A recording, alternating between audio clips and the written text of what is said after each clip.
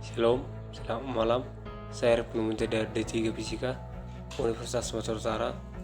Di sini saya akan menjelaskan sedikit tentang bab 3, konsep manusia dan pandangan lain tentang manusia. 1. Penciptaan dalam Kejadian 1-3.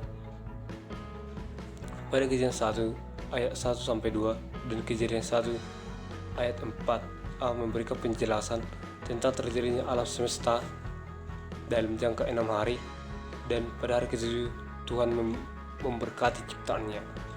Sedangkan kisah penciptaan laki-laki dan perempuan tertulis pada Kejadian 2 ayat 4b sampai 25.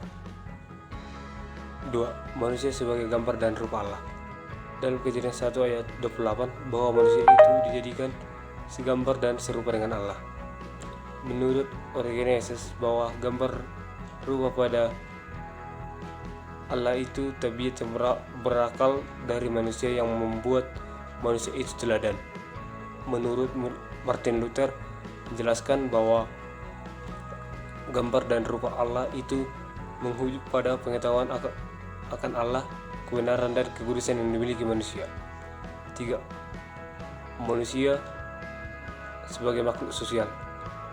Manusia tidak diciptakan sendirian. Sejak awal diciptakan sebagai makhluk sosial.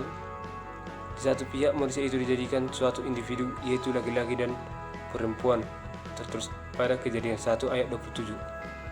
Dalam Kejadian 2 ayat 18, tidak baik kalau manusia itu seorang diri saja, karena itu Allah menjadikan penolong baginya yang sepadan dengan dia. 4. Manusia dan pasangan hidupnya serta perintah untuk beranak cucu.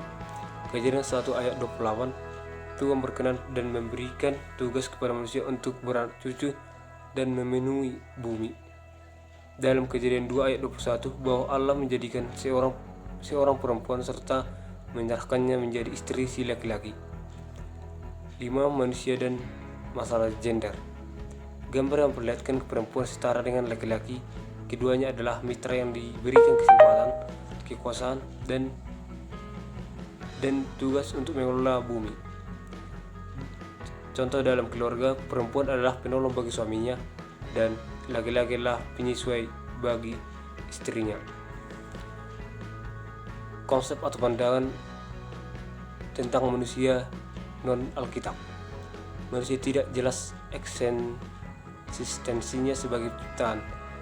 Dalam beberapa agama dan kepercayaan, eksistensi dan posisi manusia sebagai ciptaan tidak ditemukan, dan garis pemisah Tuhan sebagai ciptaan dan manusia sebagai ciptaan tidak ditemukan. Kesimpulan dan implikasi. Hakikat manusia sejak awal adalah makhluk ciptaan yang segambar dan serupa dengan Allah. Implikasinya, kita harus menerima kedaulatan Allah atas hidup dan tujuan hidup kita. 2.